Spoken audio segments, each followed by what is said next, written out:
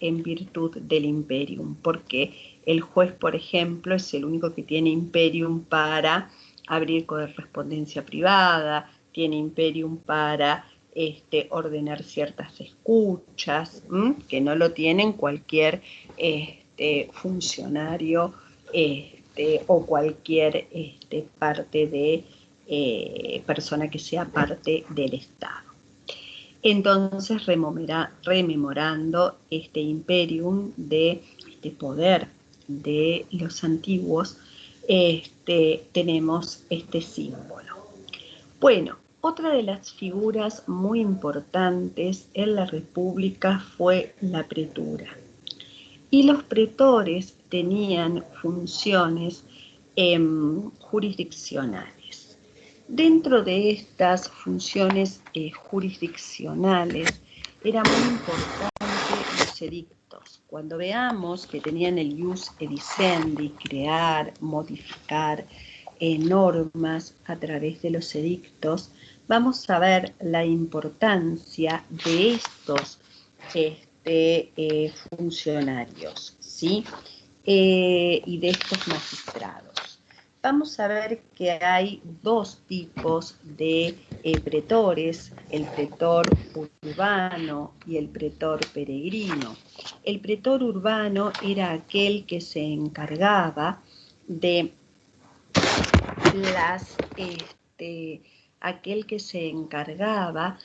aquellos conflictos que surgían entre ciudadanos romanos entre sí. Y esto fue en el año 367 a.C. que se crea la pretura. Pero fíjense algo, Roma se iba extendiendo cada vez más.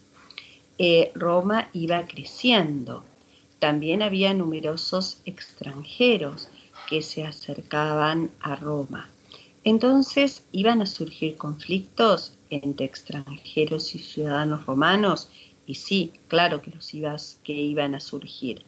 Entonces fue necesario crear la figura del pretor peregrino en el año 247 a.C., que va a intervenir en aquellos conflictos que se suscitaran entre ciudadanos romanos y extranjeros.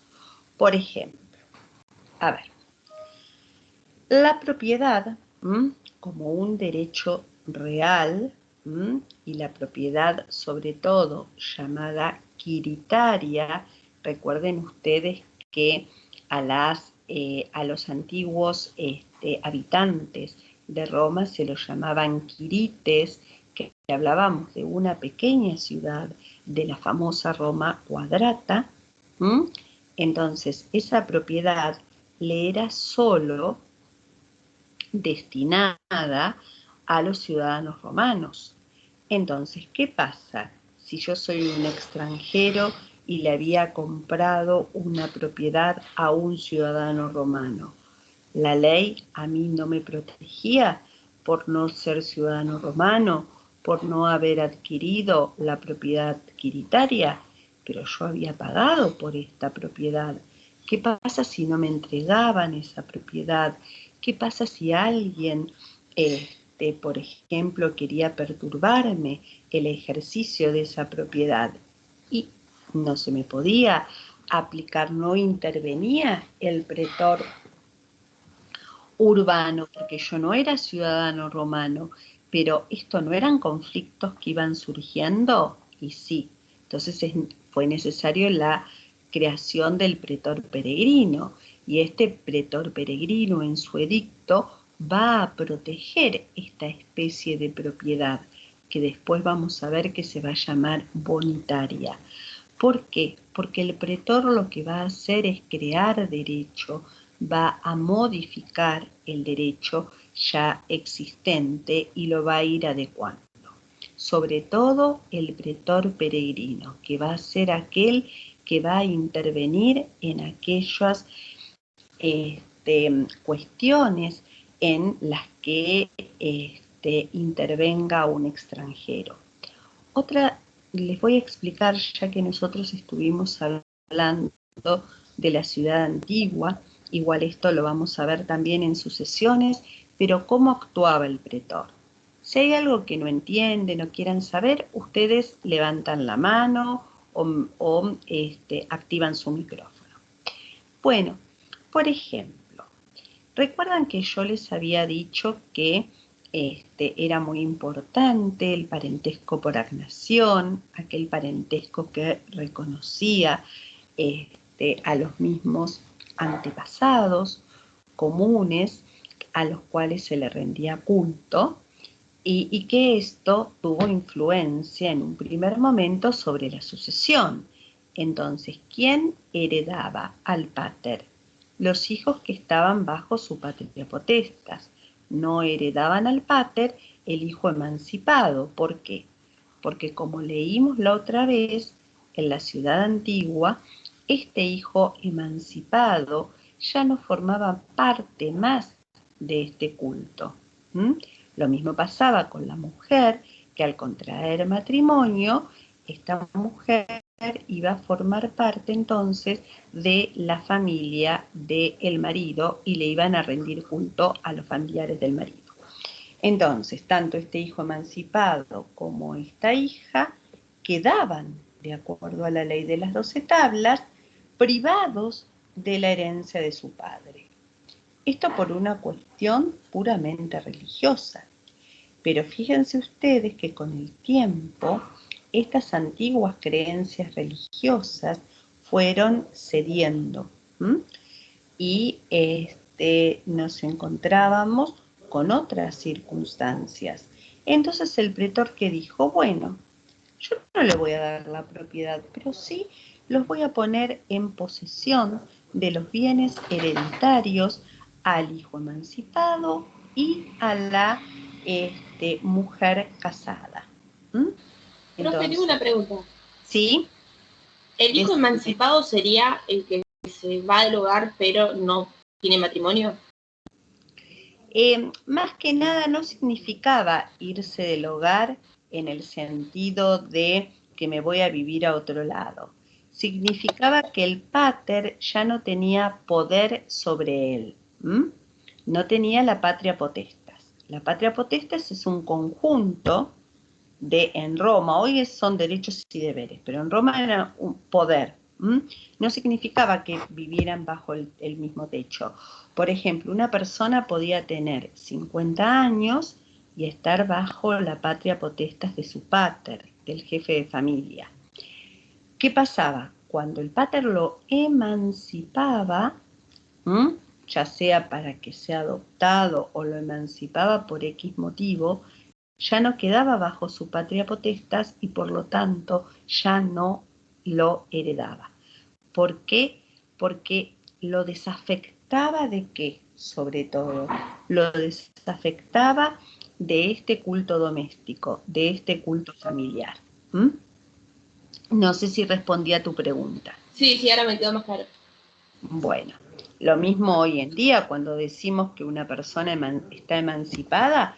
Una persona está emancipada cuando ya no está bajo la patria potestad. Hoy en día se llama responsabilidad parental de los padres. Hoy en día la única posibilidad que nosotros tenemos es la de emanciparse por matrimonio. Porque antes teníamos que los jóvenes podían ser emancipados a los 18 años, pero ahora la mayoría de edad, desde hace unos cuantos años a esta parte, ya comienza a partir de los 18 años. Bueno, entonces vemos cómo el pretor va actuando. Ya no podemos aplicar la ley de las 12 tablas si hay otras situaciones. ¿Y cuándo? ¿Y a través de qué nos va a dar esta, por ejemplo, esta posesión hereditaria a los emancipados o a la mujer casada? Y lo va a hacer mediante los edictos, que cuando veamos fuentes del derecho nos vamos a referir a los edictos. Entonces vamos a ver que fue muy importante la figura del pretor y sobre todo la figura del pretor peregrino, porque el derecho civil, el derecho de los ciudadanos romanos, en principio solo se aplicaba a ciudadanos romanos. Pero ¿qué pasa? También se acercaban por la prosperidad de Roma, muchos ciudadanos de otras tierras, también Roma en la República comienza su expansión y fue necesario entonces resolver otros conflictos y dar respuesta a conflictos que se suscitaran entre extranjeros y ciudadanos romanos. Y para eso estuvo el pretor, un peregrino. Por otro lado, tenemos que el censo en Roma es bueno, ya les dije que fue una institución creada por Servio Tulio, que confeccionaba a sí mismo el álbum senatorial, los miembros del Senado, y que duraba 5 años. Muy bien. Otra de las magistraturas importantes, pero ya son extraordinarias. ¿Qué quiere decir extraordinario? Que sale de lo ordinario.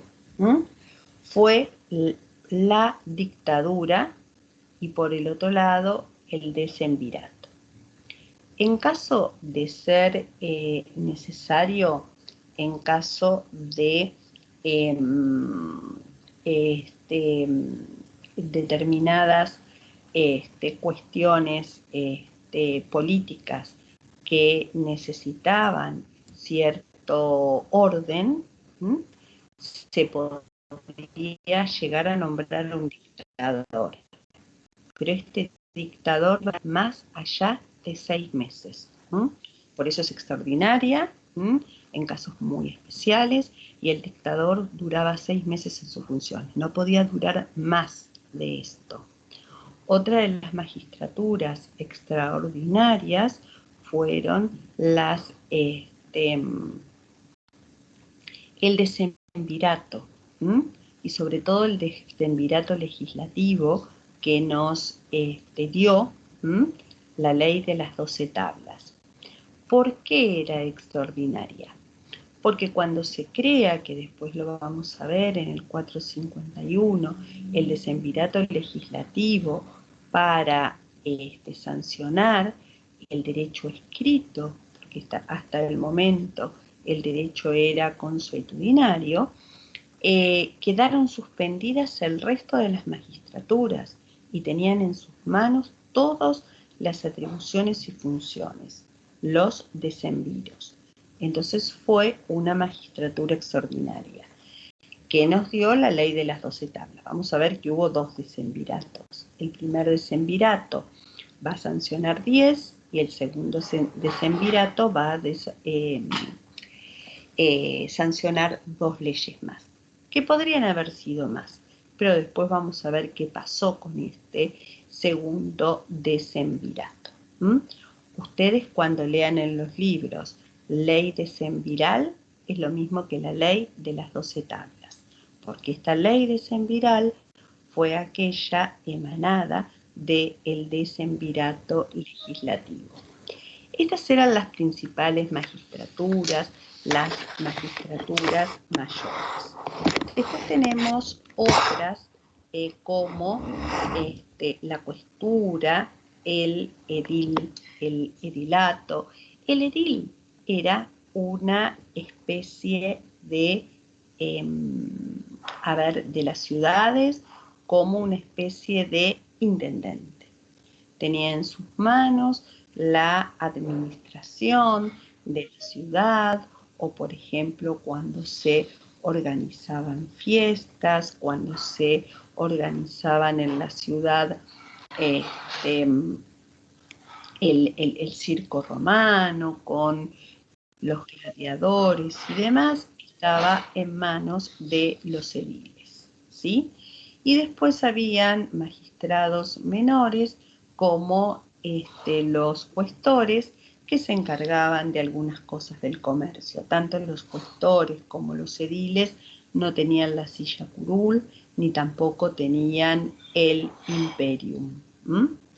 Entonces lo que tenían eran las potestas. cierto poder administrativo. ¿Sí? El último que dijo. Cuestores. Bueno, entonces, obviamente ustedes saben que a fines de la monarquía, principio de la república, comienzan a darse los conflictos entre patricios y plebeyos. Sobre todo este conflicto entre patricios y plebeyos, ustedes recuerdan que los patricios eran aquellos que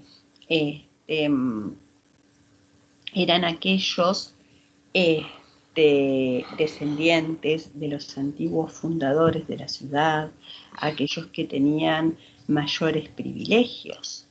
¿Y qué pasaba con los plebeyos? Los plebeyos no sabemos muy bien cuál ha sido el origen de estos. Se supone que fueron personas que, atraídas por la prosperidad de esta nueva ciudad, iban llegando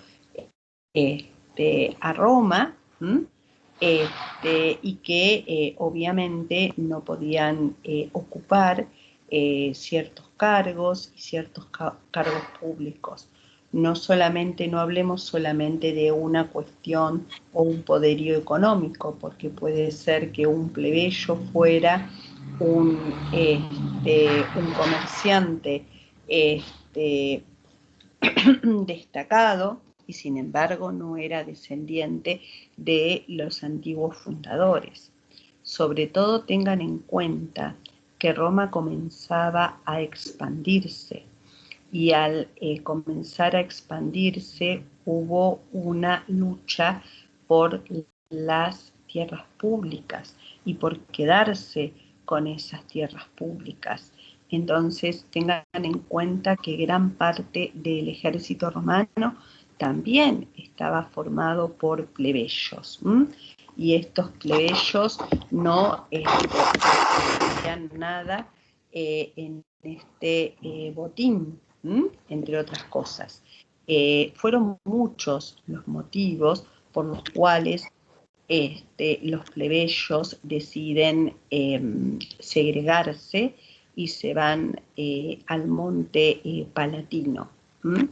Y como cuenta una antigua leyenda, que es la que habla de Menenio Agripa y habla del cuerpo, dice que en un cuerpo humano necesitamos todos los miembros.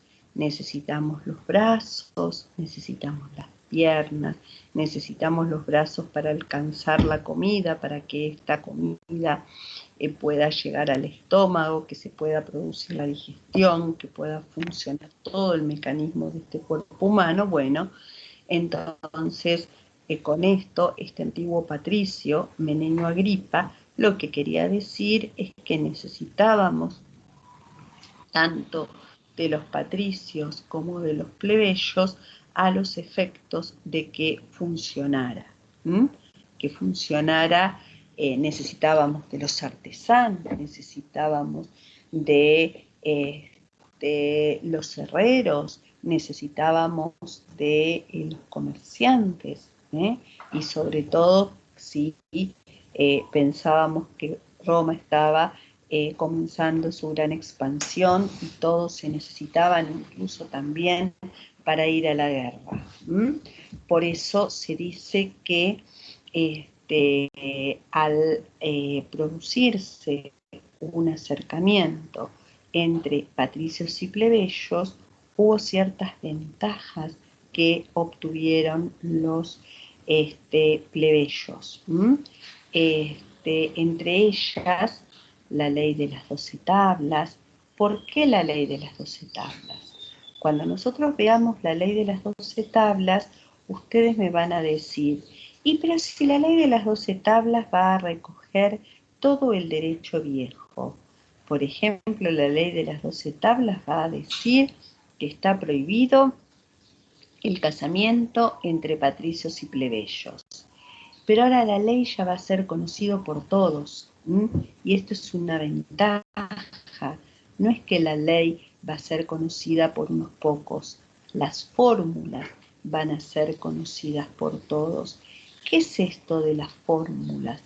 Las fórmulas eran palabras solemnes que se debían pronunciar cuando se quería iniciar un proceso judicial. Sin el consentimiento o el conocimiento de estas fórmulas, no se podía seguir adelante con el litigio. Si yo me presentaba ante el magistrado y mencionaba mal la fórmula, no podía seguir adelante con esto. Entonces eran muy solemnes y muy rígidos, y se debía pronunciar esas determinadas palabras. Bueno, las fórmulas estaban en la ley de las 12 tablas, entonces también van a ser conocidas por los plebeyos y pueden acceder también a solicitar la jurisdicción. No es como ahora que a lo mejor podemos decir ampliamos una demanda, o si todavía no le dimos traslado y cometimos un error, lo podemos adecuar. No, si no pronunciábamos las palabras solemnes, así lo va a decir Gallo, después lo vamos a leer esto cuando veamos proceso en las institutas de Gallo, y hay un librito muy interesante que se llama Verbum Iuris, que es del doctor Alfredo Di Pietro, en donde nos habla de cuál es el valor de la palabra. Entonces, la ley de las 12 tablas fue una conquista de los plebeyos, porque ya la ley pudo ser conocida por todos al ser el derecho escrito. El derecho se escribió, no tenemos los textos completos, porque se escribieron en tablas de madera, y como ustedes saben, las tablas se perdieron en el siglo III con el incendio de Roma por parte de los galos. Entonces nos queda algo, y pues igual vamos a volver sobre esto. Y sobre todo, también hubo una conquista muy importante, que fue que tuvieran los plebeyos un magistrado propio, que fue el tribuno de la plebe, que representara los intereses de la plebe. Es un magistrado muy importante. Si bien los plebeyos pudieron acceder con el tiempo a las magistraturas romanas y a las magistraturas patricias, nunca un patricio pudo acceder al edilato de la plebe. El edil, su persona se la consideraba santa, tenían una investidura sacrosanta, por lo tanto no podían ser violada su persona, ¿sí? Esto era lo que se le había dotado. Igualmente después vamos a ver con los hermanos Gracos y los proyectos y las reformas que querían hacer estos hermanos Gracos, que estos hermanos Gracos fueron asesinados y fueron tribunos de la plebe. Y hay una característica muy importante. Ustedes recuerdan que yo les mencioné que todo magistrado tenía derecho al veto. Ellos también podían vetar las decisiones de otros magistrados en tanto y en cuanto esas decisiones afectaran a la plebe, a los plebeyos. Bueno, vamos a tomar un poquito de agua.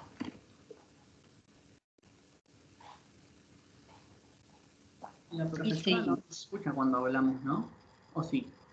Sí, yo estoy escuchándolos a ustedes, ¿eh? Si hablan, si querías hacer... Quería preguntar algo que ahora ya me olvidé qué era, pero hablé 2 veces y creí que no me estaba escuchando.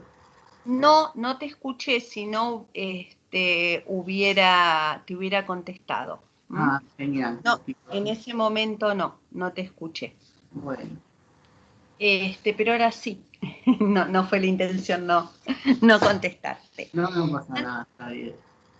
Antes de seguir con el Senado, antes de que me olvide, quería comentarles lo siguiente. Recuerdan que yo les dije que íbamos a organizar una charla sobre la organización del Poder Judicial, ¿recuerdan? ¿Que se los mencioné o no? O más o menos. Sí, Bueno. sí, lo dijo. Sí, nos acordamos. Bueno, entonces, esa charla que, vuelvo a recalcar, es voluntaria, nadie se va a fijar si alguien se conectó o no se conectó, nadie los va a marcar por eso, en eso tengan la plena seguridad y la plena confianza. Esa charla la vamos a realizar el 8 de mayo, ¿sí? Es un día sábado y la vamos a hacer a las 4 de la tarde. La charla no va a durar más de hora y media, más de eso no va a durar, quizás dura un poco menos, depende un poco de la participación de los alumnos o de aquello que los alumnos quieran preguntar. Entonces, la charla la vamos a dar el 8 de mayo, la va a dar el doctor Posca, Ramón Posca, un camarista de la sala 1, de acá del departamento judicial, de nuestro departamento judicial de La Matanza, y a Ramón lo van a tener ustedes después, si Dios quiere, cuando cursen contratos. Entonces, sí, lo que me gustaría, no es necesario ni hoy ni en esta semana, que durante de aquí al 8 de mayo me vayan mandando un mensajito de aquellas personas que podrían participar. También van a participar con los alumnos de la otra comisión del turno mañana, y si alguno de ustedes lo comenta y hay algún otro estudiante que esté interesado, me avisan y me dan un mail y le mandamos el link correspondiente. Y acá... ¿Le hablamos por miel, profe? Sí, por el mensaje que tenemos por miel, vieron que tienen mensajería, me mandan un mensaje. Ok, dale. Todas aquellas dudas, todo lo que les interesaría saber del Poder Judicial, hasta hay muchas personas que preguntan cómo se accede, bueno, no sé, lo que a ustedes les venga a la mente. Vamos a hablar de la competencia, de los distintos juzgados, qué le compete a cada uno, qué es una Cámara de Apelaciones, cuándo apelamos a la Suprema Corte, porque después tenemos la de la provincia de Buenos Aires. Siempre piensen que es la Suprema Corte y sepan que de la Nación es la Corte Suprema. Después, por el otro lado, sabemos que tenemos el Ministerio Público. ¿Y qué es esto del Ministerio Público? ¿Cómo está integrado este Ministerio Público? Que tenemos los defensores, los fiscales, los asesores, los curadores generales. Con respecto a el Ministerio Público, la página del Ministerio Público de la provincia de Buenos Aires, que lo pueden buscar por Ministerio Público de la provincia de Buenos Aires, es muy completa y es muy didáctica, y también explica en qué casos, cómo puedo hacer para acceder, y más hoy en día con todo esto de la pandemia, cómo puedo acceder si necesito un abogado porque no tengo medios para contratar un abogado particular, cómo me tengo que dirigir, porque salvo en casos muy puntuales, recuerden que el Poder Judicial está trabajando en forma remota, lo cual no quiere decir que no esté yendo gente al juzgado. Se están dividiendo por grupos y hay un número muy importante de integrantes que trabajamos remoto. Por ejemplo, yo les comenté que yo soy consejera de familia y yo tomo audiencias por este sistema, por Microsoft Teams. Después van a ver que en muchas oportunidades, si se manda por una urgencia un mail, ese mail se nos es contestado, cómo se están manejando ahora los letrados.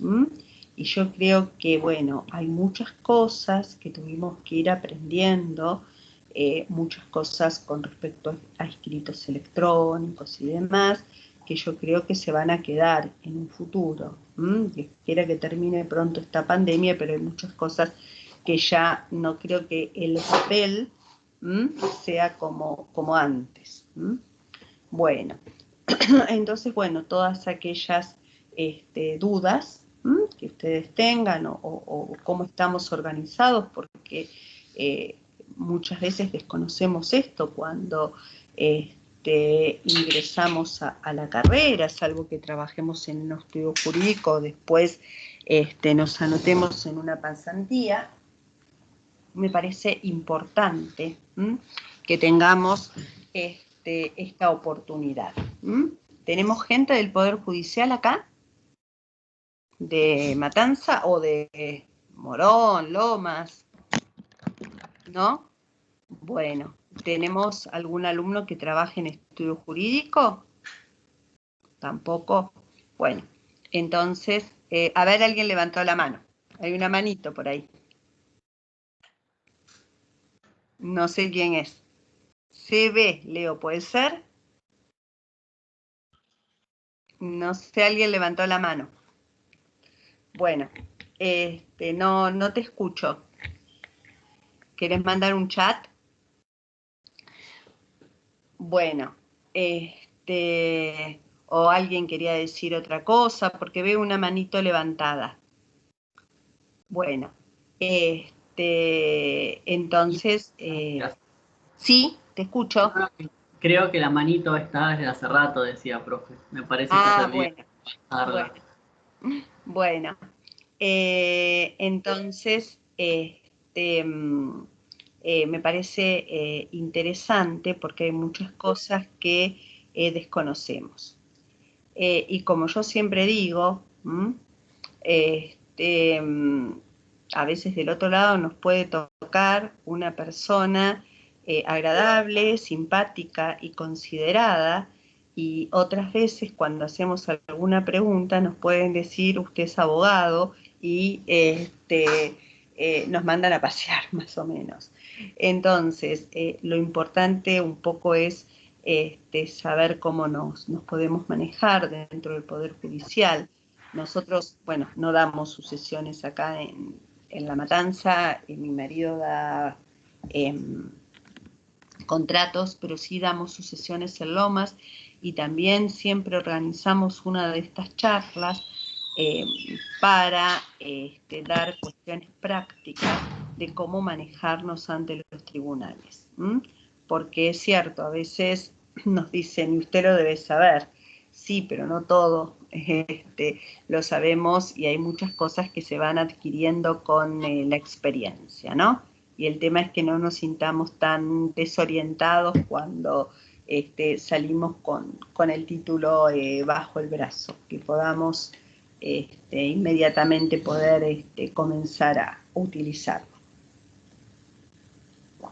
Bueno, entonces me escriben aquellos interesados, igual yo les voy a mandar el link y el código a todos, y bueno, aquel que pueda o le interese, nos encontramos. ¿Hay alguno que trabaja sábado a la tarde? ¿Tienen algún...? ¿Nos lo va a enviar a todos en general? ¿Cómo? ¿Usted nos lo va a enviar a todos en general o hay que mandarle para que nos mande el link? No, se los voy a mandar a todos en general, más o menos para saber con qué gente contamos. Igual 1, 2, ese 1, ese 2 es importante que quiera escucharlo. Obviamente, si no hay ninguno, no nos vamos. Pero bueno, generalmente los alumnos han respondido muy bien. Es para tener una idea. Igual vamos a mandar a todos. Vamos a mandar a todos. Bueno. Profesora, ¿sí? A mí me cuesta bastante enganchar con esto del Teams y demás. ¿Lo vamos a hacer así a través de Miel como nos enganchamos a las clases o es por otro tipo de medio? No, generalmente lo hacemos por Teams. Bien. Porque el tema es este. Yo creo que si lo hacemos por otro medio, yo desconozco un poco esto, porque yo me manejo por Teams, después nosotros nos manejamos en Lomas por el Google Meet, y bueno, a veces cuando tomo algún curso, una cosa de esas, por Zoom, pero me parece que el Zoom se corta cada 20 minutos, ¿o no? Me parece Lo que sí. desconozco. Sí, salvo aquellas personas que cada tienen 40. un Zoom pago o alguna institución. Por ejemplo, yo estoy haciendo una diplomatura por Zoom en la Universidad Católica de La Plata, pero ya ellos lo tienen y creo que ellos lo abonan, ¿no? Nosotros no es nuestro caso, así que lo haríamos por este medio. Igual, bueno, después vemos cuál es tu dificultad con el Teams. ¿Te cuesta ingresar o...? Muchísimo. Muchísimo. Bueno. Pero bueno, no de sabés... acá al 8 de mayo confío en estar más práctica. Bueno. Por ahí el tema es muchas veces que es más fácil acceder con un código y si se tiene el mail institucional, no sé si es tu caso que lo tenés o no el mail. Sí, ahora pude ingresar a través del mail, pero bueno, antes entraba directamente desde Miel y se me hacía más fácil, pero ahora no pude ingresar desde ahí. Claro. Del link. Bueno, miren, yo no sé, porque yo nunca intenté ingresar del Miel, sí sé lo que les digo a la gente en las audiencias, ¿no? Que es otra cosa, pero tenemos Microsoft Teams. La gente que se conecta desde el teléfono creo que lo tiene que bajar sí o sí, descargar la aplicación. No sé si estoy equivocada. Por lo menos para las audiencias que nosotros tomamos sí o sí. Y la gente que no puede poner, si es desde una computadora, seguir con el mismo navegador. Sí, pero ahí era donde no me permitía entrar. Claro, entonces vas a tener que descargarlo, la aplicación. Ahora entré con el mail y bueno, no tuve problema. Me tengo que acordar de hacerlo así, porque me decía que no podía entrar como invitada. Claro, está bien. Entonces, claro, por el mail de la universidad. De la universidad. Claro, bueno, esperemos que... Bueno, gracias. No, por favor. Bueno, siguiendo entonces con lo nuestro, también tenemos la misma estructura que teníamos las magistraturas, el Senado, hay un Senado, que recuerdan que los senados era el Consejo Consultivo, el Consejo de Ancianos, y después tenemos los comicios, ¿sí? Bueno, con respecto a los comicios, en la República los más importantes van a ser los comicios centuriados, no ya los comicios curiados como en la época monárquica, sino los comicios centuriados. Estos comicios centuriados, ustedes recuerdan que provienen de la época ya de la reforma de Servio Tulio. Las centurias eran grupos de 100 hombres y por lo tanto allí tendrían la voz y el voto, y estos comicios van a ser muy importantes, sobre todo para el dictado de las leyes en la República, que esto también lo vamos a ver cuando veamos fuentes. Y también siguieron para algunas otras funciones, los comicios tribados de las antiguas tribus. Recuerdan que en principio las tribus eran 3, la de los romanos, la de los etruscos y otra que estaba constituida por sabinos y latinos. Y después también vamos a encontrar que había asambleas de la plebe, que eran los concilios de la plebe.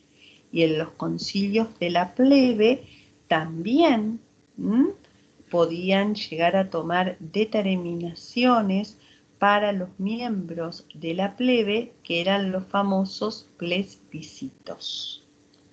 Bueno, de esta manera estaba conformada la república. Obviamente vamos a ir avanzando un poco. Fíjense que la república también abarcó varios siglos, desde el 504 hasta el 31 aproximadamente antes de Cristo, y en todo este largo periodo también van a ir surgiendo conflictos e inconvenientes en lo social, que también va a ir a dar lugar a la caída de esta república. También ustedes durante este periodo van a escuchar hablar, y hay algún puntito que así lo habla en el programa, de la reforma de los hermanos Gracos, que yo les dije que fueron tribunos de la plebe, y estos hermanos Gracos fueron asesinados. ¿Y por qué fueron asesinados? Ellos lo que se habían dado cuenta es que saliendo de Roma había muchas tierras y muchas tierras incultas. Entonces habían hablado de una reforma agraria, de una forma de distribuir entre todos esas tierras públicas, a los efectos de que estas tierras públicas pudieran ser productivas. Porque lo que se daba y lo que se da muchas veces alrededor de las grandes ciudades es que la gente viene del campo a la ciudad. Bueno, esto se daba en Roma. Y entonces él decía, vamos a distribuir.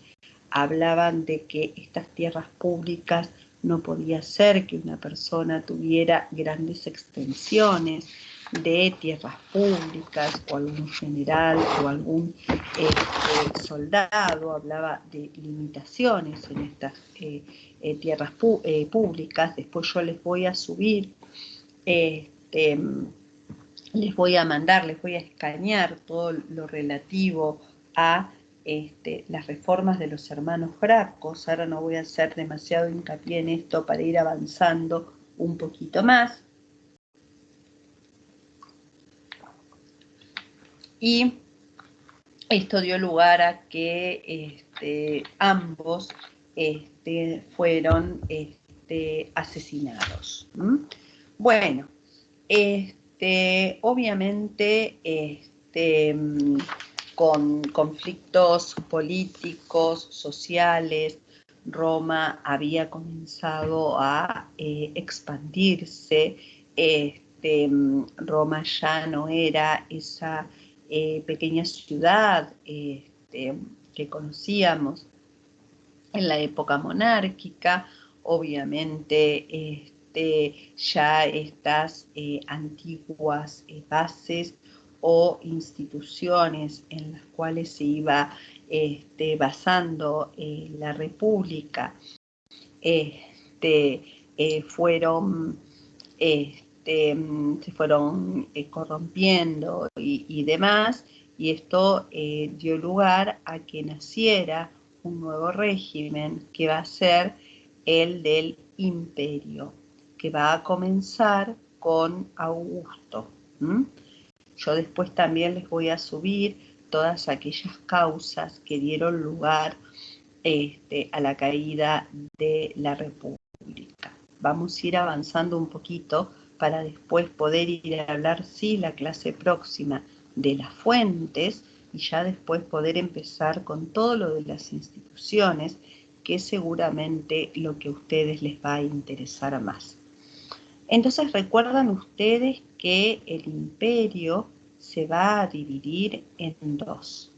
Vamos a ver el principado, que va a ser la primera época, que va a ir desde Augusto, aproximadamente desde el año 21-27 a.C., hasta el año 284 después de Cristo, que comienza el dominado.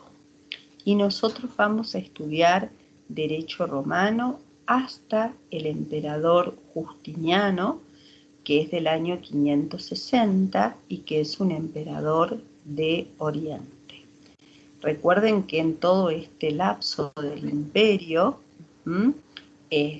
sería el último lapso, que el imperio romano se va a dividir en Oriente y en Occidente en el año 295.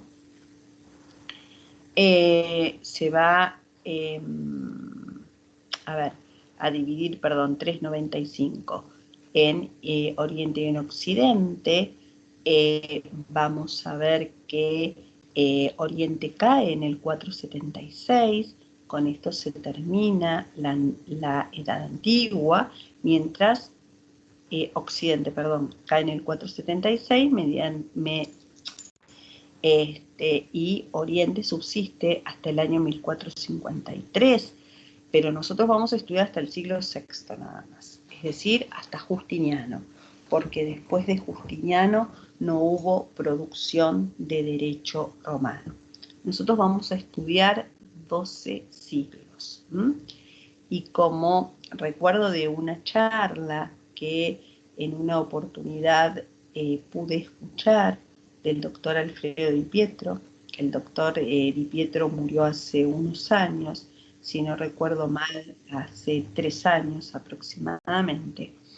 Bueno, recuerdo que él siempre decía que el número que lo había caracterizado a Roma había sido el número 12, ley de las 12 tablas. Lo que nosotros estudiamos son 12 siglos, desde el 753 hasta el 560 después de Cristo, 12 siglos.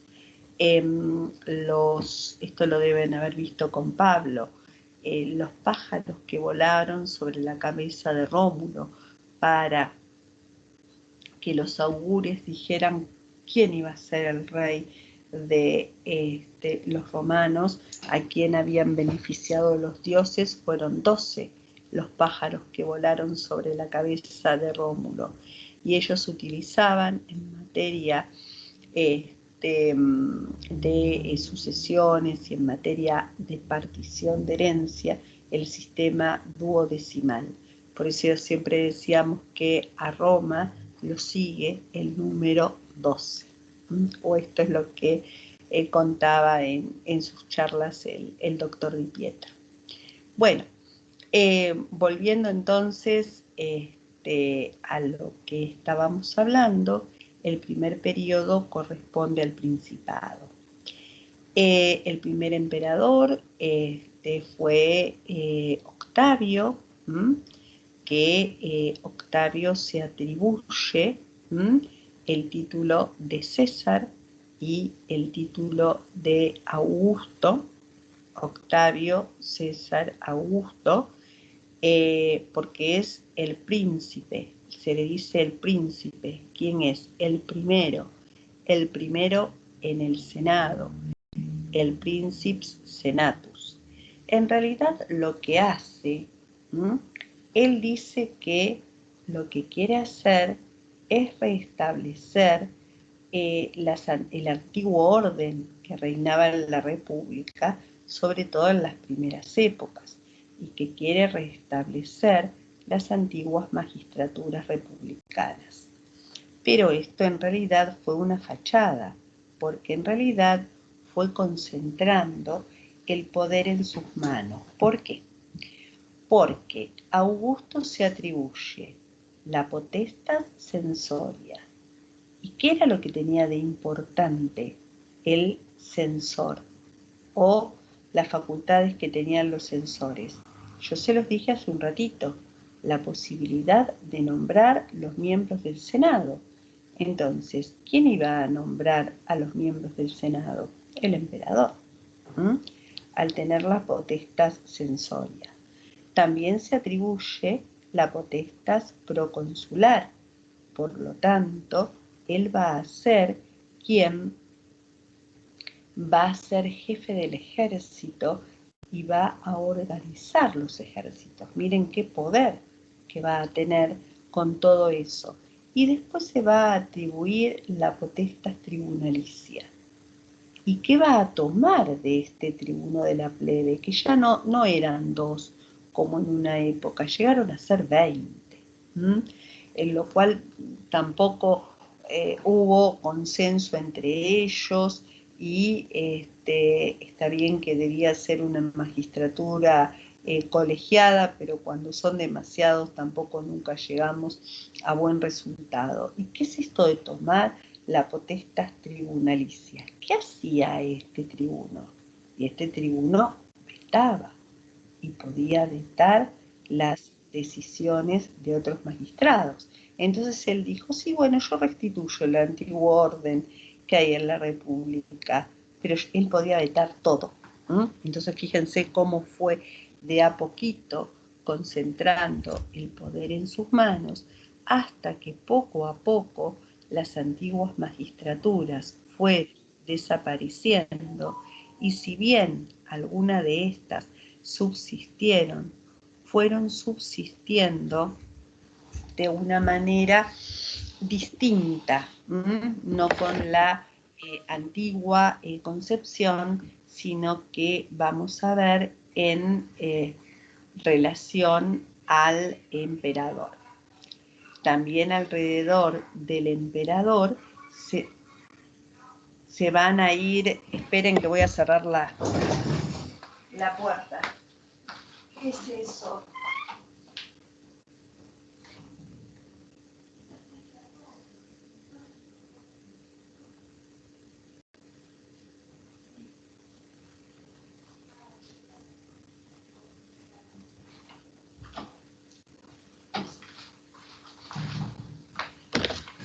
Bueno, entonces, no, que se escuchaba un noticiero, bueno, son cosas que ocurren en las casas, van a escuchar a los perros, van a escuchar, como siempre sucede, les puede suceder a ustedes. Me dio risa porque el otro día, cuando hicimos el recreo, me llama Pablo y me dice, Fernanda, dejaste el micrófono encendido y le estabas diciendo a alguien, callate. Bueno, cosas que pasan en una casa, ¿no? Que seguramente también les pasa a ustedes. Lo que aprendí, bueno, ahora me ubiqué donde podía por la señal, pero lo que aprendí, o por lo menos me dice mi hija, siempre ponete contra una pared, así, ahora no estoy contra una pared, ¿no? Así el resto de la familia, si tiene que pasar, puede pasar. El año pasado nos pasó algo muy gracioso, dando clases para Morón, otra carrera, ¿no? Entonces, bueno, en la casa uno se tiene, y sobre todo en la época que estábamos tan encerrados de cuarentena, y todos nos tenemos que distribuir las tareas, ¿no? Entonces yo estaba hablando y mi marido estaba pasando la escoba atrás mío, ¿no? Entonces me dice mi hija, no, nunca, siempre contra la pared. Bueno, cosas que a ustedes también les pasarán, ¿no es cierto? Bueno, siguiendo un poco con lo nuestro, estábamos hablando de estas características. Que tengo una duda antes de que siga, que me... ¿Cómo no? Por ejemplo, en el PDF de Imperio o en el PDF de República, cada uno tiene su concepto, por ejemplo, de Senado. O sea que, dependientemente de la época donde estemos, va a variar la definición. No, la definición no va a variar. el tema va a variar la función del Senado. Ustedes fíjense que no es lo mismo el Senado, por ejemplo, en la época monárquica, que era un órgano consultivo del rey, era el Consejo de Ancianos. En realidad, igual ustedes, el concepto de ancianos no es el concepto de ahora, ¿no? Un senador podía tener 50 años, porque recuerden que antes las personas por las guerras, por las pestes, no vivían todo lo que viven ahora, y la expectativa de vida de ahora, bueno, salvo con esta pandemia, es otra, ¿no? Siempre es otra. Entonces, los reyes podían consultarlos, pero no era obligatorio esta consulta. Eran solamente los antiguos patricios o descendientes de los antiguos fundadores que constituían el Senado. En el Senado republicano tuvo una injerencia mucho más importante a través de los senados consultos, es decir, las disposiciones y las determinaciones que se pudiera tener en esas reuniones de este cuerpo colegiado.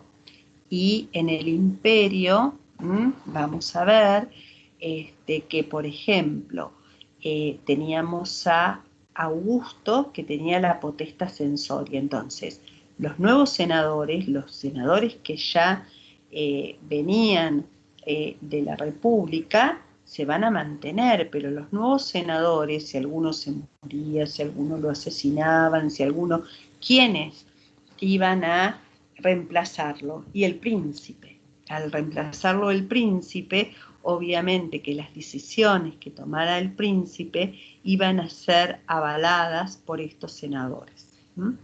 Entonces, tuvo otra función mucho más importante en la República. Claro, entonces más allá de entender los conceptos, también es importante entender la función dependiéndose la época en la que se sitúe. Exacto, Nicolás. Genial, Eso. perfecto. Profe, esa era la duda que usted explicaba y yo como que estaba pensando solo en eso. Claro, claro. Genial. Es así. Bueno. Profesora, ¿sí? ¿Qué es el veto intersetio? El vetar, la capacidad de vetar una ley. Claro. Ah, bien. Porque se llama, por ahí dice intercesio, pero es eso, la capacidad de vetar una ley o una decisión de otro magistrado. Eso era lo que le permitía la potestad tribunicia. Exacto, tribunalicia, porque el tribuno de la plebe podía, tomándolo de esta facultad de los tribunos de la plebe, recuerden que los tribunos de la plebe podían vetar cualquier decisión de cualquiera de los magistrados, aún de magistrados patricios. Entonces, por eso era tan importante. Bien, gracias. No, de nada. Esto es lo que tenemos que tener en cuenta. Entonces vamos viendo cómo en realidad lo que va haciendo el príncipe no es restablecer el antiguo orden reinante en la República, sino lo que va a hacer el príncipe va a ser, al contrario, ir concentrando cada vez más el poder en sus manos. Esto es lo que vamos a ir viendo. Bueno, también es importante destacar,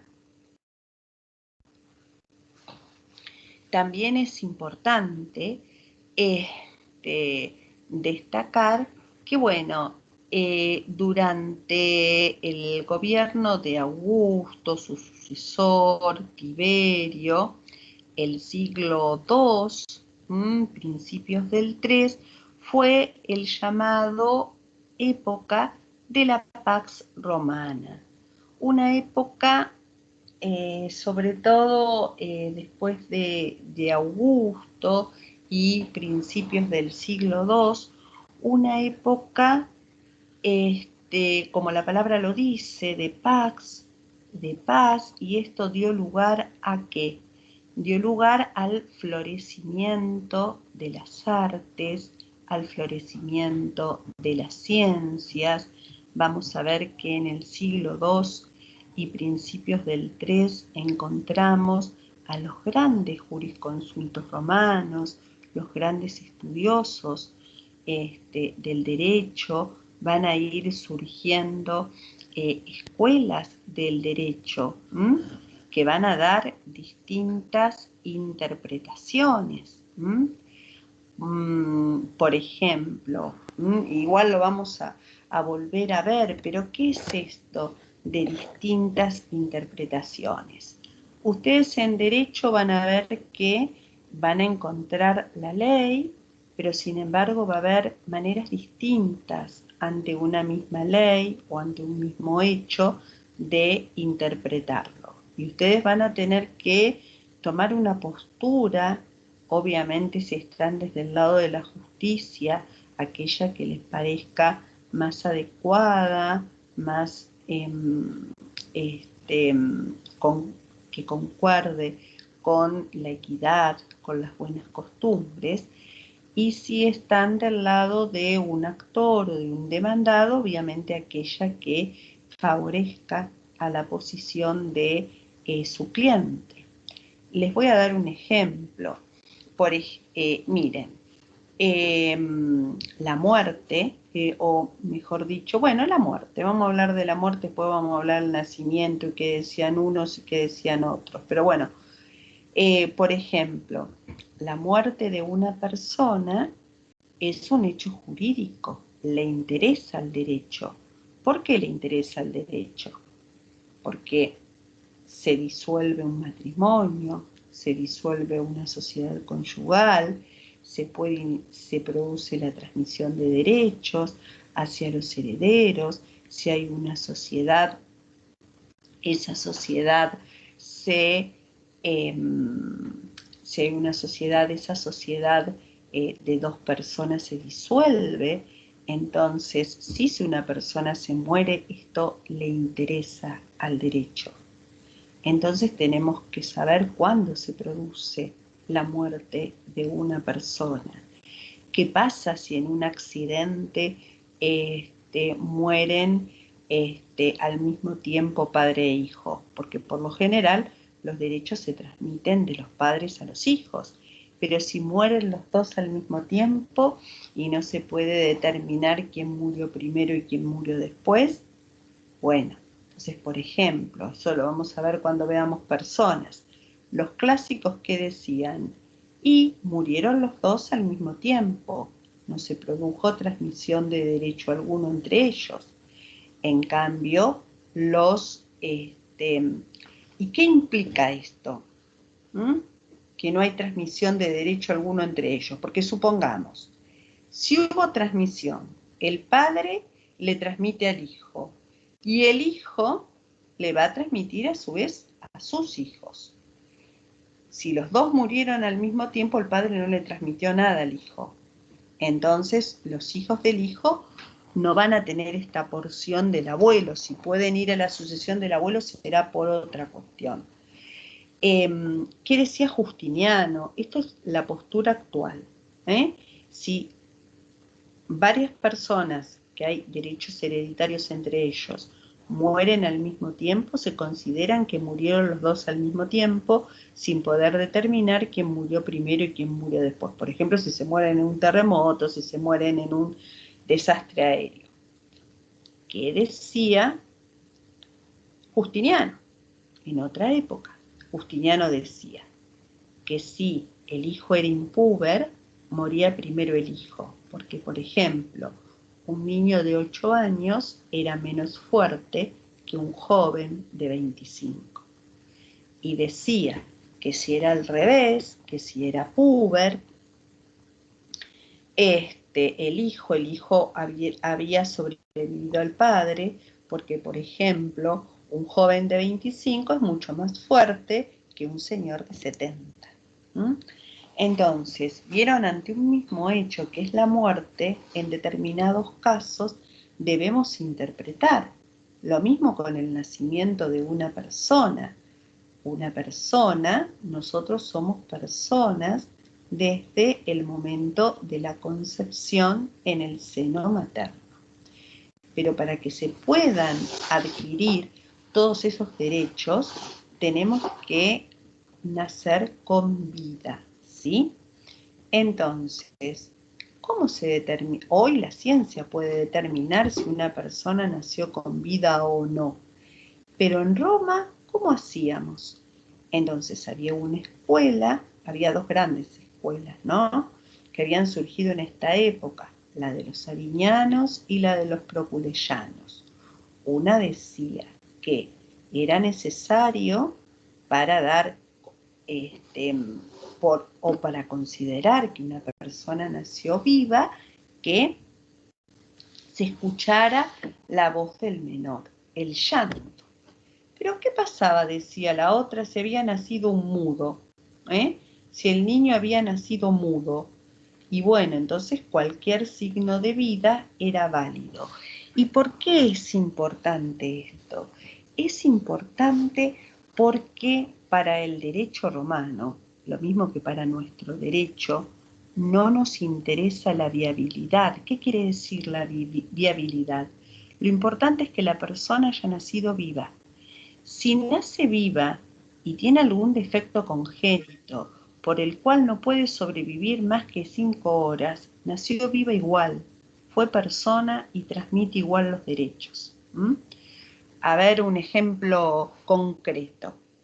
Supongamos que una mujer está embarazada y muere su marido durante la gestación. Este niño, para que adquiera derechos, tiene que nacer vivo. Supongamos que nace vivo y muere a la hora. ¿Adquirió los derechos? Sí. Entonces, ¿quién lo va a heredar esos derechos? Supongamos ese 25% que le correspondía. ¿A quién va a ir? A la mamá, que es la ascendiente. ¿Qué pasa si nace muerto? Bueno, lo del padre se dividirá entre la mamá y los otros hijos. No se va a contar lo de esta persona, porque esta persona por nacer nació muerta. No sé si se entiende la diferencia o la importancia si una persona nace viva o nace muerta. ¿Sí? Bueno, entonces lo importante, si bien en Roma se decía que el comienzo de la existencia de las personas era desde el momento de la concepción, del nacimiento, sí se le daba cierta personería, después lo vamos a ver en algunos textos, a la persona por nacer. La persona por nacer es la concebida y que no ha nacido aún. En nuestro derecho no se es persona desde el momento de la concepción en el seno materno. Obviamente hay que nacer con vida, hay que nacer con vida para que se adquieran todos los derechos. De lo contrario, si se nace muerto, se considera como si nunca hubiera existido. ¿Sí? Bueno. Siguiendo entonces adelante con esto, bueno, hay muchas cosas que interpretar, como por ejemplo el nacimiento con vida, la muerte de una persona, qué pasa cuando no podemos determinar la muerte de una persona, por ejemplo, cuando una persona desaparece, bueno, o tantas otras cosas más que el derecho debe interpretar. Bueno, aparecen los grandes estudiosos del derecho. Entonces aparecen los grandes jurisconsultos clásicos. En esta época de la Pax Romana, en esta época de tranquilidad, también florecen otras ciencias, como por ejemplo Las artes, la literatura. Saben que el gran poeta de Augusto fue Virgilio, que Virgilio escribió la Eneida, que no es otra cosa que la historia de Roma y de la fundación de Roma. Y sobre todo, ¿por qué Octavio le encomienda a Virgilio esto? Porque a nosotros nos parece, ay, ¿cómo va a ser dos niños amamantados por una loba? ¿Cómo va a pasar esto? Pero esto estaba dentro del sentir y del espíritu del hombre romano. Y esto es lo que exaltaba su pertenencia a Roma, y era muy importante. Por eso es importante, como decíamos, estudiar al hombre dentro de esa época. ¿Sí? ¿Quién Disculpe dijo, que profe? lo leí. Sí, Yo, Brian. Decime, Una Brian. consulta. ¿Es mismo Virgilio que usted menciona en la Divina Comedia? ¿O es otro Virgilio? No, es otro. Este es el poeta de Augusto. Bueno, Okay. Entonces, este Virgilio, igualmente se hace mención, bueno, Dante escribió la Divina Comedia, yo les digo la verdad, no la leí, la Divina Comedia, pero estamos hablando de otras épocas.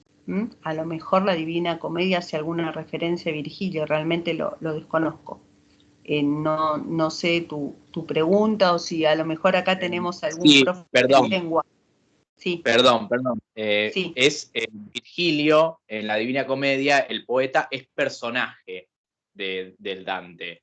O sea, lo toma como el gran poeta de la antigüedad que guía a Dante a través del infierno. Bueno, perfecto. Entonces, muy bien la acotación de tu compañero. Y estábamos diciendo entonces que el gran poeta de la antigüedad, como lo menciona tu compañero, fue Virgilio. Y justamente es de esta época de la Pax Romana y que exalta el pensamiento y el sentir de ese pueblo romano, porque necesitaba esto Octavio para que, para su organización del ejército, para el sentido de pertenencia de sus hombres, para inculcar el sentimiento hacia Roma, ¿sí? Nosotros en otra época, no en otra época, sino en otros cuatrimestres, cuando recién comenzaba la carrera, leíamos la Eneida, porque el decano nos pedía que se lea algo acorde, a la materia, o algún libro de interés general. Después, bueno, no solamente cambia el decanato, sino que también se nos incorpora toda la parte de historia del derecho argentino. Yo cuando estudié por un lado historia, y por el otro, estudié romano por un lado, y por el otro lado estudié historia del derecho argentino. Entonces,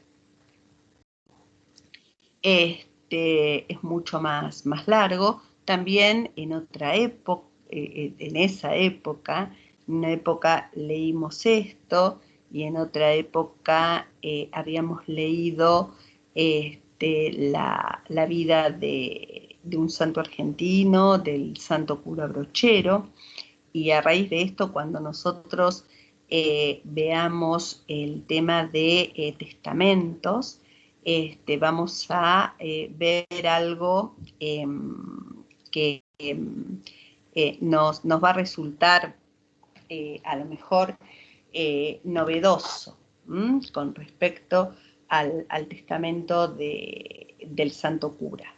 A ver, ¿alguno de ustedes sabe dónde están los restos del cura Brochero? ¿Alguien se fue de vacaciones para allá? ¿No? ¿En Córdoba? ¿Puede ser? En Córdoba, justamente en esta localidad, que se llama Cura Brochero. Antes se llamaba Villa del Tránsito, cuando llega Brochero allí. Brochero, yo siempre digo, independientemente de la profesión, de la religión o no, que cada uno profese, fue un gran argentino porque llevó a esas tierras cultura a través de la creación de escuelas, la construcción de caminos, puentes, la llegada del correo. Fue muy importante la obra que él hizo allí. Bueno, ¿qué pasa? En su testamento, Brochero dice que quiere ser enterrado en su pueblo. En su pueblo, descansar en su pueblo. Brochero nace en el año 1840 en un pueblo que se llama Santa Rosa del Río Primero y muere en Cura Brochero, que era Villa del Tránsito. Sus restos están en el santuario que está en Villa del Tránsito, ¿no?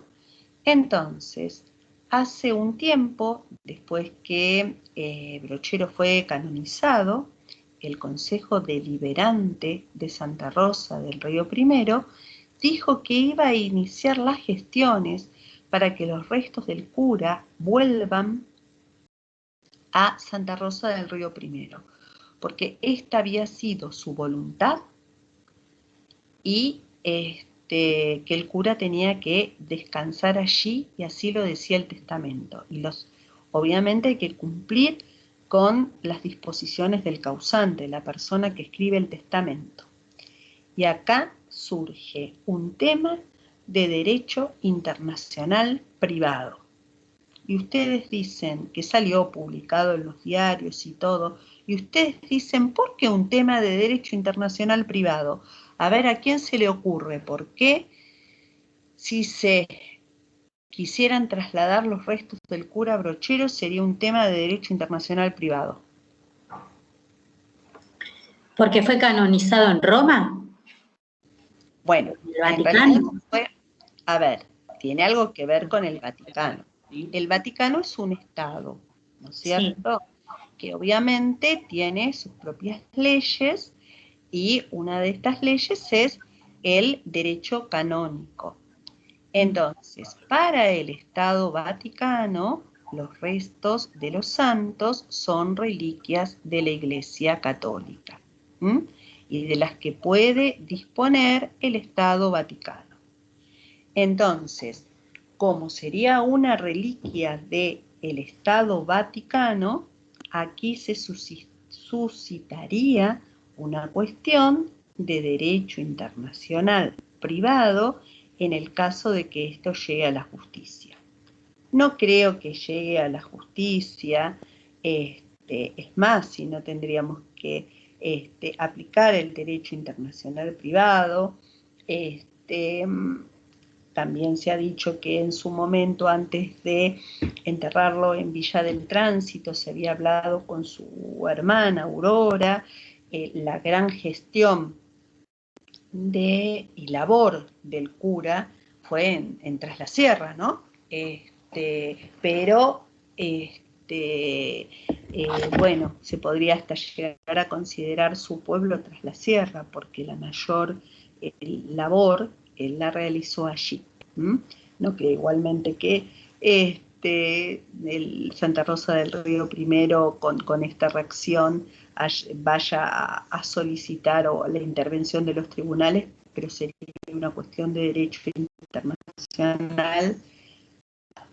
Bueno, después podríamos volver a esto en otro momento. ¿Vieron cómo no son las cosas tan sencillas en derecho? Nosotros hablamos de un testamento y ahora aparece una cuestión de derecho internacional privado dentro de este testamento. Bueno, en una época también les comentaba que leíamos esto. Bueno, en esta época de la Pax Romana surgen los grandes jurisconsultos clásicos. Bueno, ahora vamos a hablar brevemente del dominado, que nos queda muy poco. El dominado, que en todo caso vamos a hablar bien la próxima clase, comienza con Teodoro Docle, llamado Diocleciano, en el año 284. Llega Diocleciano al poder justamente en una época que se caracterizó por problemas en la sucesión de los emperadores. Ya habíamos dejado toda esa Pax Romana que había sido implementada de Augusto en adelante, y con la muerte de Alejandro el Severo, vamos a ver que todo aquel militar que tenía cierta ascendencia sobre su ejército se podía llegar a proclamar emperador, que había emperadores que duraban días, y hasta ha habido 2 o más emperadores en un día en Roma. Entonces esto era un caos, hasta que aparece la figura de Diocleciano, y sobre todo lo que quiso hacer fue establecer un orden dentro de este caos, un orden, sobre todo, ahora vamos a ver que implementó varias reformas, pero una de las reformas fue la tetrarquía, que estaba inspirada en la necesidad de establecer un orden sucesorio. Entonces él va a dividir el imperio, pero esto no es la división del imperio en Oriente y en Occidente que vamos a ver después, sino solamente para cuestiones administrativas. Entonces, dividió el imperio en Oriente y en Occidente. Él se quedó gobernando y administrando la zona de Oriente y nombró en Occidente a un par que fue Maximiano. Entonces, él establece la capital en Bizancio y Maximiano establece la capital en Milán. Fíjense que es la primera vez que no encontramos la capital en Roma, ¿sí? Bueno, a su vez, si bien la cabeza máxima era Diocleciano, esto era para administrar, él y su par de Occidente se hacían llamar Augustos, y cada Augusto nombraba a un César. ¿Para qué este César? Para que administrara dentro de ese sector cierta parte del imperio. Por ejemplo, se nombró un César en Occidente con el fin de que toda la parte de las Galias, toda la parte de Hispania, toda esa parte fuera administrada por este César, y de la misma manera algunas ciudades de la parte oriental fueran administradas por un César. ¿Qué pasaba? A la muerte, o en caso de que abdicara alguno de los Augustos, los reemplazaban los Césares. Y los Césares eran aquellos que iban a nombrar a sus sucesores, ya no por una cuestión de herencia, es decir, por ser el hijo del emperador, sino por una cuestión de capacidad. Entonces él estableció este sistema a los efectos de poder organizar la sucesión en caso de muerte o que abdicara algún Augusto. También para la administración, también para la cuestión de los impuestos, la recaudación de impuestos.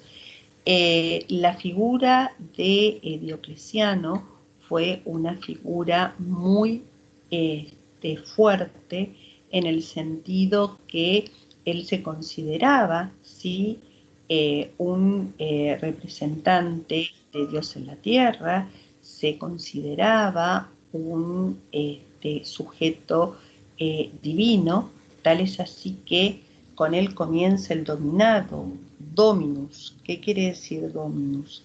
El dominus es el propietario. Se dice que todo aquel que se presentaba ante Diocleciano debía hincarse de rodillas.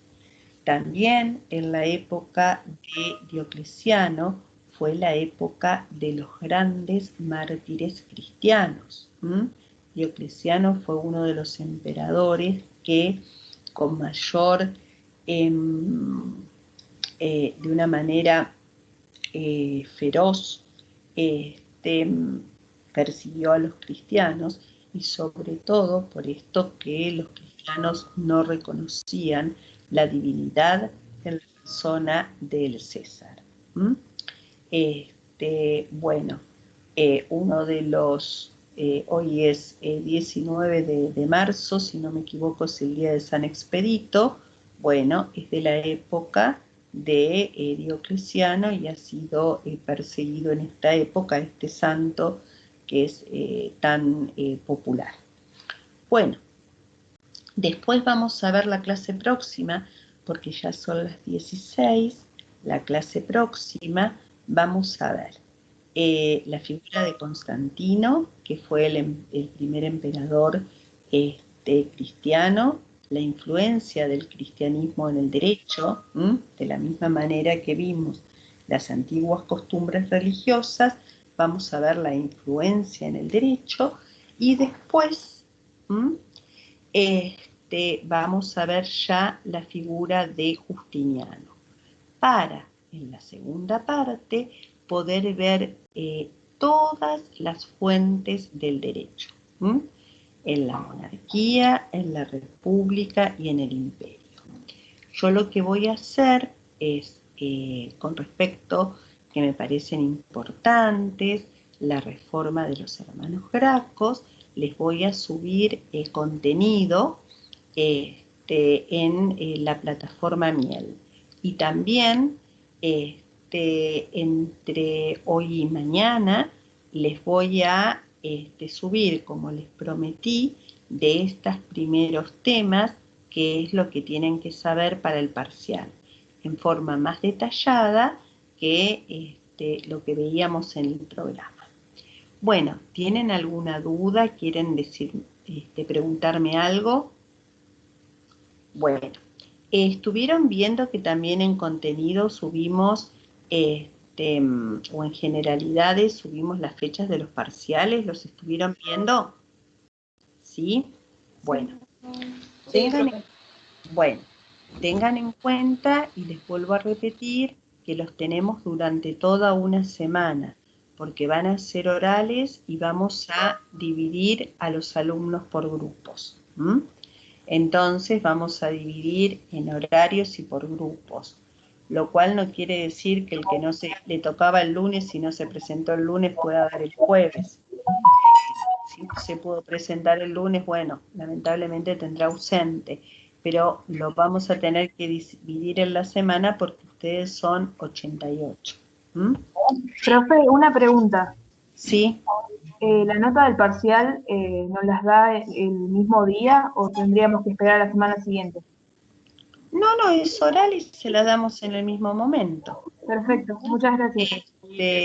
Porque la idea es también dividir en salas y dividirnos los profesores.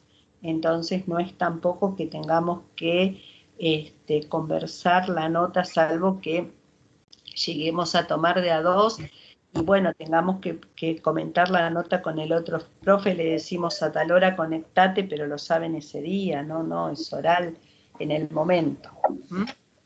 Dijo que era individual, ¿no? Perdón. Sí, es individual, no va a ser coloquio, es individual. El tema es esto, tengan en cuenta que a lo mejor no van a ser en las 2 horas, vamos a tener que estar, por eso les vamos a dar distintos horarios, vamos a tener que estar gran parte de la tarde. Entonces, si alguno de ustedes después de esta materia o el jueves llega a cursar otra materia, nos avisa, así lo ubicamos en otro grupo. Profe, una pregunta. Sí. ¿Nos podría llegar a tomar otro profesor que no tuvimos? Es decir, un profe que no sea usted ni Pablo. En realidad, el único profesor, somos 3, es el doctor Ponce. Mi idea es que Ponce también venga a darles a ustedes alguna clase para que también lo conozcan. Entonces, él siempre da la parte de derecho indiano porque a él le gusta todo lo relativo al derecho indiano. Bueno, pero antes del derecho indiano va a venir a hablar de algún tema, a él le gusta mucho también los contratos, así que vamos a ver si viene y van a hablarles de contratos, porque realmente sí es feo encontrarse con un profesor que uno nunca vio y que le tome un examen. Claro, yo le preguntaba por una cuestión de que hago mucho hincapié en las clases, es decir, a lo que dicen ustedes en la clase yo le sumo contenido, digamos, como que expando lo que se dijo en la clase y nada, mi miedo era como... El tema es este, va a venir en alguna oportunidad también a dar clases él más que nada da clases durante la mañana, compartimos con él la mañana y los días sábados, ¿no? Que tenemos clase los sábados a la mañana, pero mi idea es que ustedes lo conozcan y que también tengan una clase, porque bueno, a mí me pasó, ustedes son... se inician acá o alguno de ustedes si tiene alguna otra carrera, la verdad que es feo encontrarse con un profe que nunca vio y que le tome examen. Pero sí nos vamos a tener que dividir entre 3. A mí me gusta y es la recomendación también del decanato, si se puede, en lo posible, tomar oral. A mí me gusta más, realmente a mí el multiple choice no me gusta. Así que bueno, es un esfuerzo mayor por nuestra parte, vamos a tener que estar, y ustedes también obviamente que van a estar pendientes, y son muchas horas más el tema de estar frente a acá a la cámara, pero me parece lo mejor. Después igualmente vamos a ir viendo las exposiciones o los trabajitos que vamos a hacer para la segunda parte, recuerdan que les conté. Bueno, ¿tienen alguna otra duda? ¿No? Bueno, nos vemos en... Profesora, la última, por favor. Va a ser el examen por medio de esta misma plataforma, ¿no? Sí, va a ser dentro de esta misma plataforma. Y tenemos que tener cámara sí o sí. Sí, el tema es esto y para tranquilidad de ustedes. A ver, ¿qué pasa si se me rompió la computadora? ¿Qué pasa si, no sé, tuve algún problema? Yo no sé si ustedes tienen un grupo con todos los alumnos de esta comisión o entre ustedes, alguno de ustedes se conoce. Sí, profe, tenemos grupo. Bueno, la idea es que alguno me avise, supongamos que tenés que rendir vos y se te rompió la computadora o tenés, no sé, un problema o te robaron el celular. Bueno, entonces, que alguien me avise y me mande un número de teléfono y le pedís el teléfono, no sé, a tu mamá, a tu papá, no sé, a algún amigo y yo te hago una videollamada. En el supuesto caso que no haya posibilidades, o sea, eso lo hacemos en los casos extremos, pero nadie se queda sin rendir por esta cuestión. Entonces, es más, hay hasta datos de ustedes para los profesores y nos hemos metido ahí para ver si conseguimos un número de teléfono y hacemos videollamada. O sea, no es lo que habitualmente hacemos, pero si es necesario lo hacemos. Entonces, por eso es importante que también estén comunicados entre ustedes. no sé si quedó claro, entonces, no sé, me dan el teléfono de la mamá y yo la llamo y se presentan ustedes. Eso sí, es importante que para el día del examen tengan el documento a mano, exhibir el documento. Bueno, ¿alguna otra pregunta? ¿No? Profesora, ¿vamos a tener que desarrollar algún tema o directamente nos van a hacer preguntas? Y en realidad les vamos a hacer preguntas sobre los temas que vamos dando, les vamos a hacer preguntas. ¿Cuándo damos la posibilidad a lo mejor de desarrollar un tema? En la segunda parte. En la segunda parte, algún tema que les guste, algún tema de historia argentina o de algún... Ahí les damos más posibilidades de elegir. Por eso, a ver, este año cambió todo. No sé si alguno de ustedes cursó en algún cuatrimestre anterior, pero eran trabajos. Ahora volvimos al sistema anterior. Por eso yo siempre les decía, no sé si aquí hay alguien que recursó el cuatrimestre pasado, que no pierdan la oportunidad, que nos manejábamos de otra manera, pero ahora las reglas por parte del decanato y de la universidad cambiaron y volvemos al sistema de antes. Bueno, obviamente estamos atentos por cualquier otra duda que ustedes tengan, saben que nos pueden escribir, que no hay inconveniente. Bueno, entonces nos vemos, si Dios quiere, el próximo jueves a las 14. Generalmente hagan así, vayan dejando nosotros podemos descargar quienes estuvieron conectados o no, pero por cualquier duda, porque son muchos, también si dejan el presente en la plataforma Miel, también es más fácil para pasar la lista. Vamos controlando ambas cosas, pero por las dudas que no se nos escape nada, ningún presente. Bueno, nos vemos entonces el jueves, que seguimos con Constantino, con Justiniano y las fuentes del derecho. ¿Sí? Bueno, hasta luego entonces. Gracias, profe. Adiós, profe. Chao, hasta luego. Hasta luego.